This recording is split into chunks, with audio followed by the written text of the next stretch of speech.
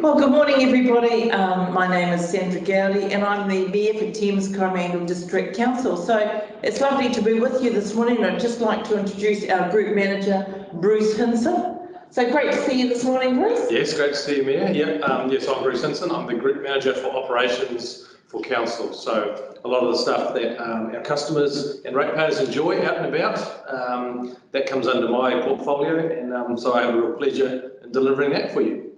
And this morning we're going to be talking to you about the annual plan, and we've been out for consultation on that and received just over 100 submissions so far. And there are some key things that have come out during those submissions, so that's what we're going to just chat about this morning. And the first one that actually comes up is the boat ramps, wharf fees and charges.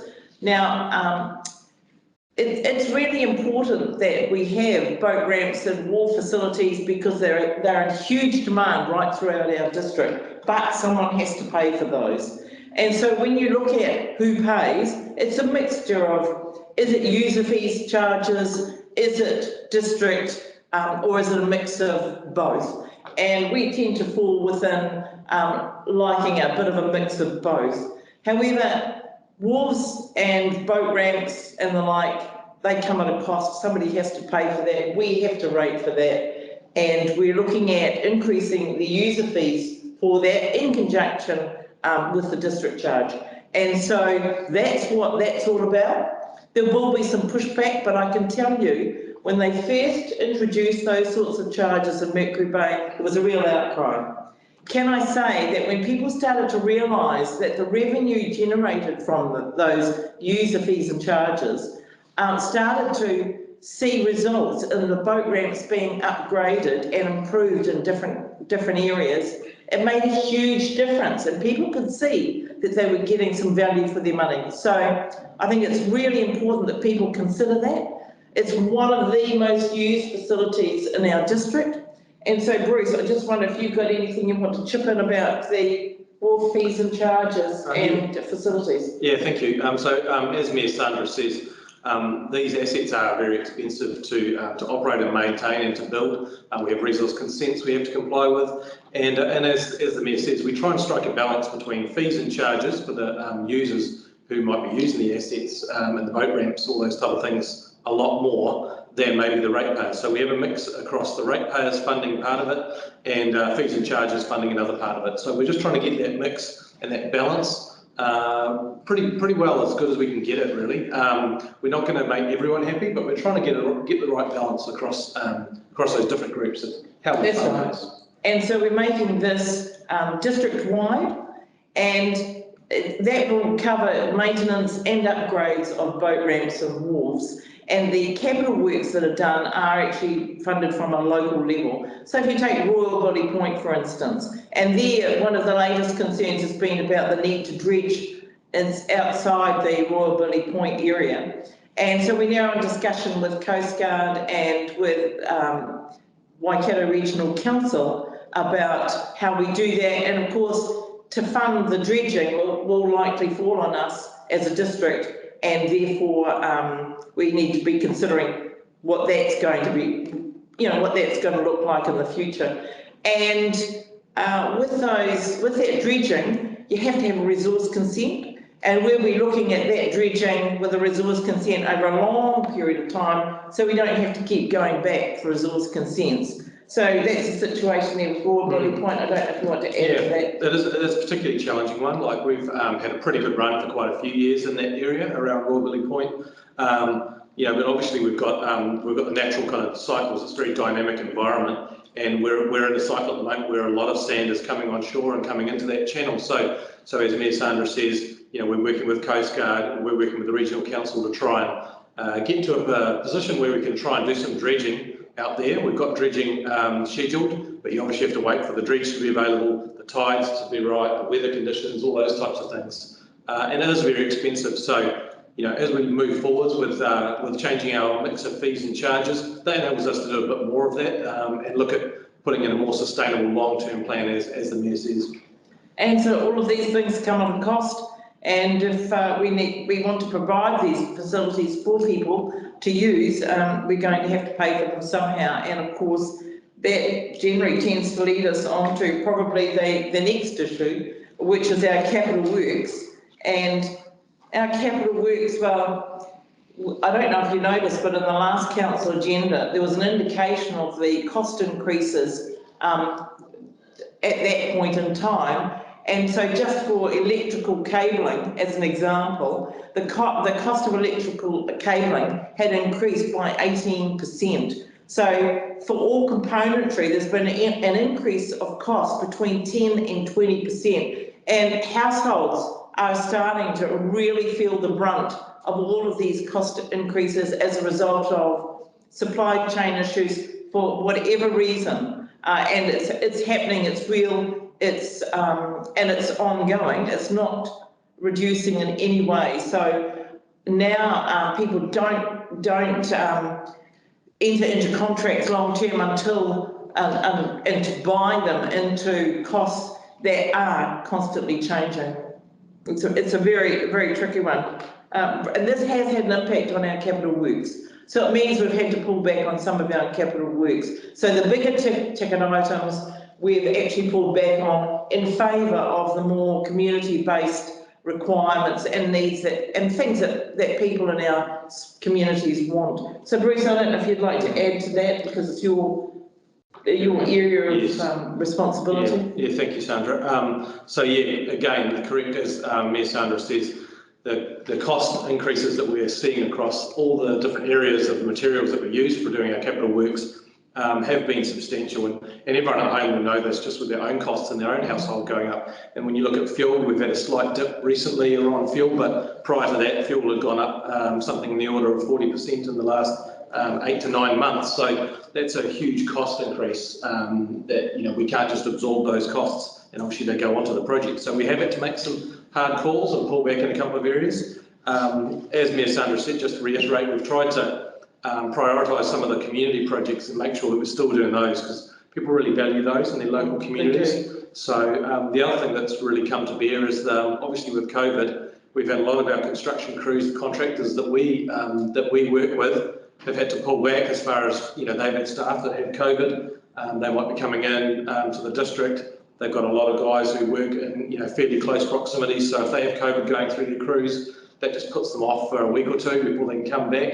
So it makes it a real challenge to get things delivered. So in line with that, as Mayor Sandra says, we've pulled back in a few areas, and that's just, we've got to cut our cloth to suit. That's right. And so some traders that I've been talking to are actually saying that they're getting notifications just about monthly on price increases for product. So it's very real out there, and it does have an impact on us and what we can do for you. And it's really important to us that we get things right. So we really valued the fact that you've made submissions so far to the annual plan. It is important to us. And I don't know if you're aware, we look like we're in a classroom right now, but we're actually in the council chamber. And one of my favourite parts of the chamber is the mural behind us. It's called the Stingray, and it's the formation of the peninsula. And it's just the most magnificent mural. One of the other issues that was most predominant in the submissions raised was the Matarangi open space land purchase. So I'm sure that people got their heads around that. It started off at around a proposed cost of 2 million and has now come back to a cost of 1.25, and that is for holes 3 to 7 of the Matarangi golf course for open space. Currently, council has stormwater in that area and operates the maintenance and control of that stormwater through an easement, and that's operated quite successfully for a number of years. So we've been invited to purchase that particular piece of land, and 500,000 will come from retained earnings for Mercury Bay, and then the rest is proposed to come from the district. So this is something that people need to consider when they're looking at the annual plan and the impact on their rates, because the retained earnings for Mercury Bay, that comes out of the retained earnings, that's local, but the remainder is over the district, and so everybody will be asked to contribute to that. So those are, I don't know if you've got something else that you might have wanted to add. Are we running ahead of time? I think we are, aren't we? I think so. We're just doing it a little bit fast, First and I'm not sure that we have an interactive. It would have been quite good if we'd had an interactive, actually. And then we would have been able to talk about some other things as well. Do you want to cover off anything about footpaths or anything like that? Oh, footpaths. Oh, okay. So this is absolutely, so in the line with the capital works, good point that you raised. I don't know, most people seem to be aware of it now, but Waka Kotahi, which is New Zealand Transport Association, which was the New Zealand Transport Association, they've reduced their funding across the board, and it's not just to our district, it's to all districts. And so we don't have the funding for footpath construction that we had previously. So they've cut it by about 50%, isn't it? And so that means that our many communities that really like to see that bit of footpath added on every year, that's just not going to happen this year. We were incredibly disappointed, and I know that our communities, people in our communities, were also likewise very disappointed, and our community boards have had to cop the flak basically for fronting that and explaining it to people about why that's the case, why it is that we're not able to do footpaths. So I think it's just reflective of people pulling back, and of course not getting the funding either to see some progress on changing some of our one-lane bridges around Tairua was also very disappointing. So I just wanted to throw that in there because Tairua Bridge, the Pepe Bridge, is important to us to see some upgrade. We want to see that as a two-lane bridge. And in actual fact, we've had one two-lane bridge become a one-lane bridge on the western side of the peninsula. So that was another disappointment. But it just shows the difficulties that exist, not just for us as a council, but also for government agencies in trying to fund everything that they need to do. Did you want to add anything else to that, Bruce? I think you've pretty much covered it. I think the key point for that is that we work as hard as we can to work with these other agencies. We try and advocate for our communities, but at the end of the day, some of these things are outside our control. You know, government money that comes from Waka Kotahi is outside our control, and with that pullback, that unfortunately has impacted our program quite a lot. From those really local deliverables like footpaths and maybe streetlight improvements, those things that we've done for a number of years, we've now had to pull those budgets back. We haven't got the external funding, so we're just funding that ourselves for our communities, and so that pulls us back to a lot smaller budget than what we would have had previously, which means it just takes a lot longer to achieve things. So it's just the reality of the world we're in at the moment. So, but I think it's useful to talk about. And that's what's so good about a consultation period on the annual plan. It gives you a chance to look at what we're doing for you with your money and how you might want to recommend that we change that program. So I was quite pleased that with our long-term plan, we went out with the must-haves and the nice-to-haves, so that when people made a choice or a decision, they made it knowing that there were some things that we had to do, but everything else was something that everybody else wanted. It wasn't something that we necessarily had to do, because we're very mindful that every time we do something, it costs you, the ratepayer. And we need to be very careful of that, very mindful of that in all things that we do. So thank you so much to all those of you who have made submissions to our annual plan thus far. I'm not quite sure what time the submission period closes. The 11th.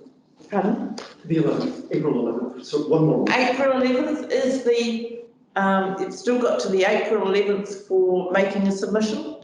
And it's only a very small document that we're consulting on. That's our consultation document before we come out with the annual plan, but does give you an opportunity to look at what we're doing and make some comment accordingly. So thank you, Michael. So, Mayor, it looks like we've got a question. I'll see if I can unmute. Well, if you've got a question, hey. Yeah. Cindy and Paulette, can you hear us? Are you there, Cindy and Paulette? They're muted. I think I've unmuted them. No, they're on mute. Can't hear you. They're on mute. So they muted themselves.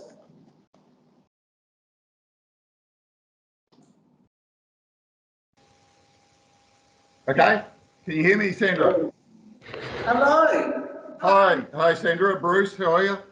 Good, thank you. Good stuff.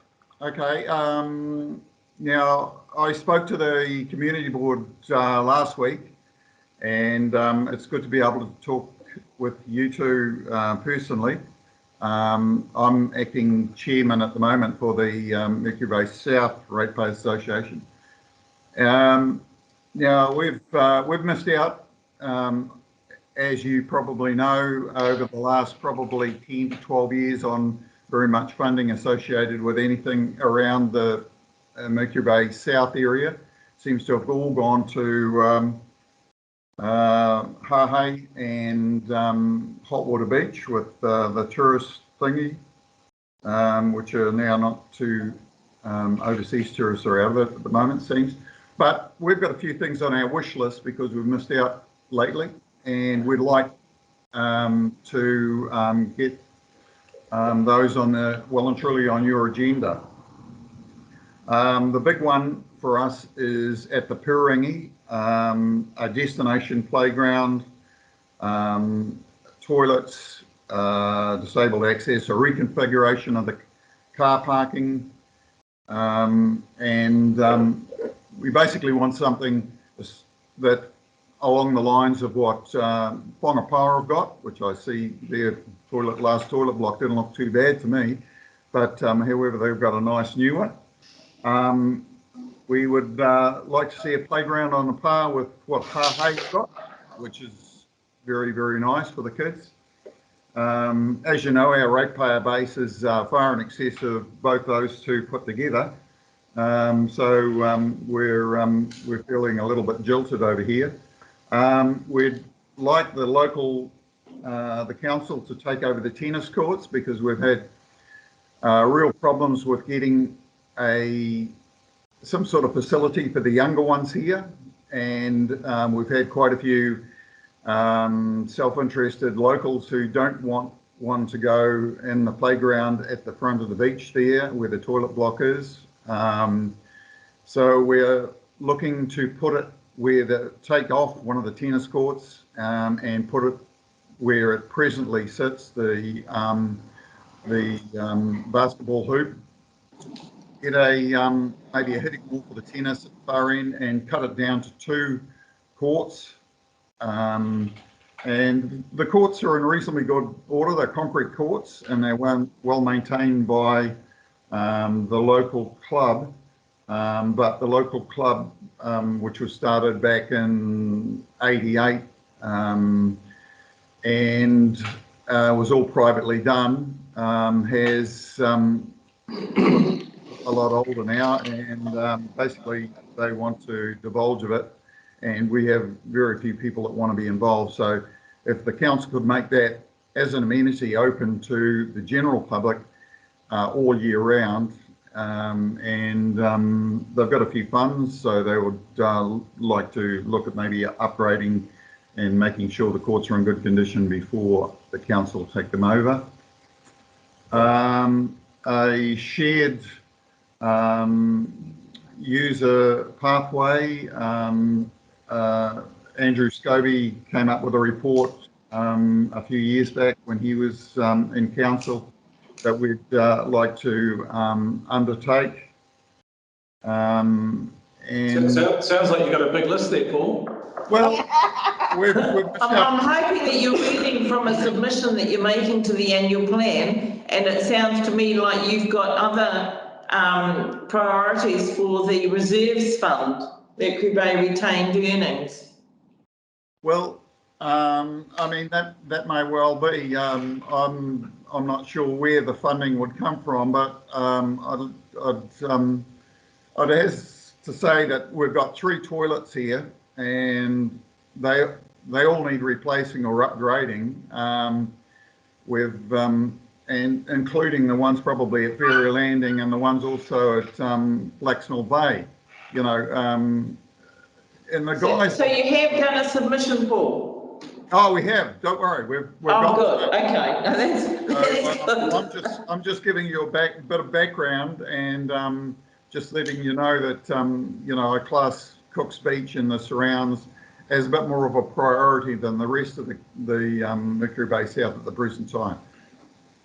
Yeah, I think, thanks, Paul. I suppose one thing we'd assure you is that as any government funding comes available, like the Tourism Infrastructure Fund that you mentioned before, we definitely be into that. And I think it's important that, we get your submission, as Mayor Sandra has said, so that the elected members understand the desires of their communities, and that you guys are pretty passionate about the Cooks Beach area, ferry landing, and you want to push that forward, and totally understand that all communities want that for their communities. So yeah, just want to assure you that any opportunities for external funding that can really help lighten the load for our ratepayers, we definitely get into that as quick as we can.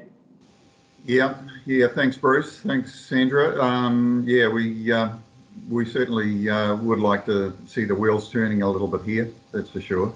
So we will be, in fact, we have, as far as I know, I don't know whether Sin's put it in through the actual online thing, or she sent an email through to you. So, that's okay, we'll get it, I'm sure. Yeah, it's definitely in the works. So, yeah. Excellent. Sounds good. Appreciate the time, and thanks very much. We'll wait with bated breath. Good on you, Paul. Really appreciate you clicking in. Thank you so much. No worries. Thanks, Sandra. Thanks, Sandra. Good on you. Yeah.